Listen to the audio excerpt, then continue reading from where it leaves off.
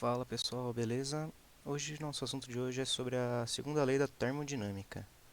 Nosso material base é o Fundamentos da Termodinâmica, da oitava edição. Então vamos lá. O que é a segunda lei? A segunda lei ela é a limitação da máquina, ou seja, você vai estudar a máquina realmente, com todas as perdas que ela tem. Para isso, nós temos dois enunciados: o enunciado de Kelvin Planck e o enunciado de Clausius. Cada um, eles avaliaram um enunciado para avaliar se a máquina é real ou não. Nossos tipos de máquinas térmicas são três. As máquinas térmicas próprias, que são como se fosse o ciclo Rankine, que geram energia. Refrigerador e bomba de calor. Esses dois têm o mesmo funcionamento. Eles precisam de energia para funcionar. Começando pelo enunciado de Kelvin Planck. É impossível uma máquina térmica produzir trabalho ligado somente a uma fonte. O que quer dizer? Se você tiver isso, uma fonte de calor, e gerando energia, essa máquina não existe, essa máquina é impossível de se operar. Ela tem que estar ligada simultaneamente a duas fontes, uma quente e uma fria. E o enunciado de Clausius é o quê? É impossível você transferir calor de uma fonte baixa para uma fonte alta sem que você gere calor, sem você exigir trabalho. Então, isso aqui não existe. Isso aqui só existiria se houvesse uma entrada de potência aqui. Mas como não há, esse enunciado ele não é válido.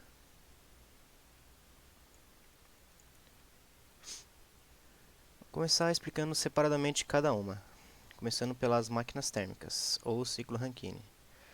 Se você imaginando um ciclo Rankine, o que caracteriza ela pela fonte quente, que é o TH, seria a caldeira.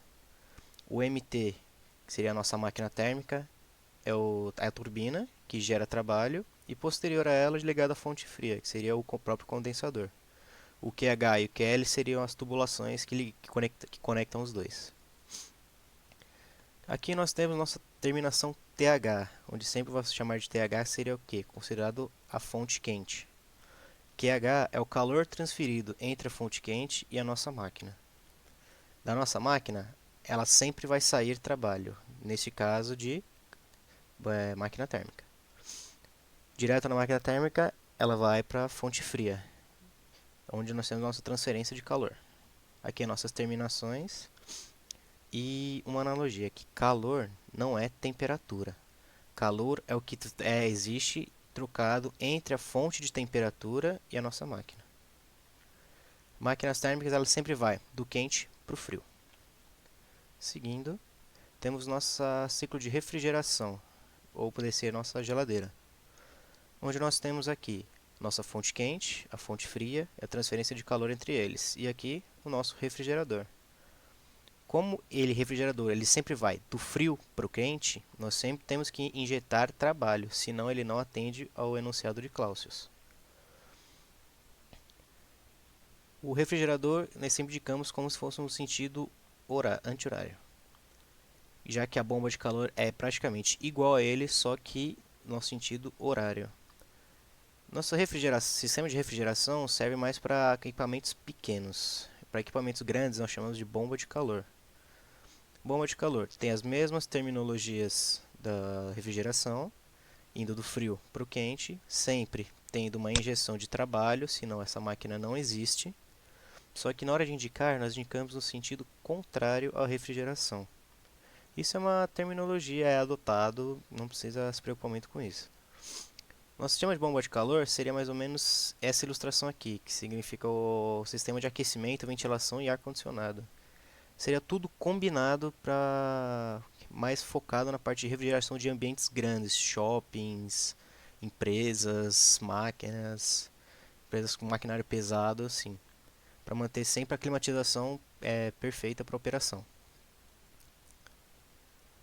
E aqui um exercício de fixação sobre o assunto. O exercício é o 5.34 do nosso livro da oitava edição.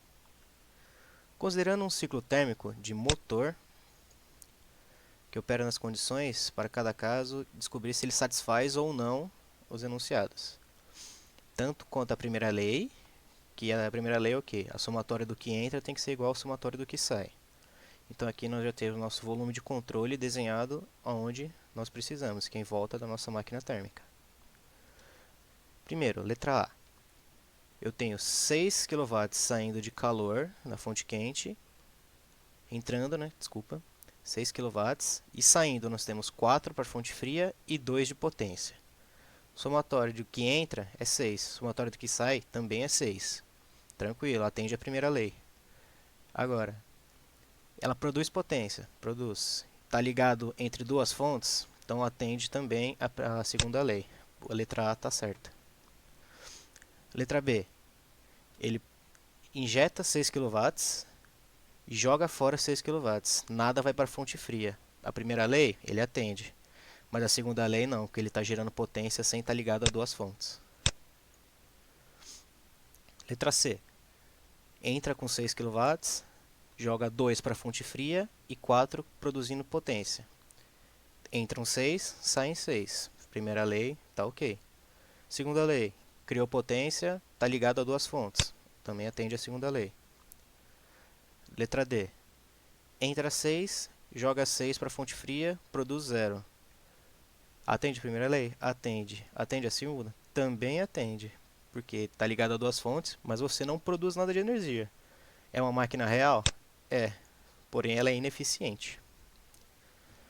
Então, pessoal, vamos terminar por aqui. Essa aula de hoje é bem rápida e sucinta, mas é um assunto bem tranquilo por enquanto. E nos vemos na próxima.